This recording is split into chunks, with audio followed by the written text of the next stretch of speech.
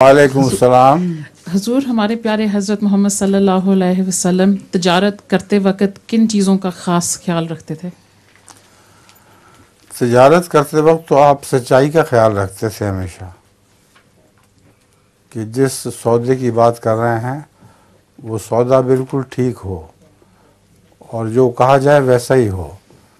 اور آجو دیو، آپ تجارت میں کوئی دھوکہ نہیں برداشت کر سکتے تھے، یہاں تک کہ اپنے صحابہ کو بھی یہ تعلیم تھی کہ جب کوئی ڈھیری لگایا کرو تو یہ نہ کیا کرو کہ اوپر اچھی چیز ہو اور نیچے سے گندی چیز ہو، نیچے آخری تہہ تک ایک جیسا ہونا چاہیے مال۔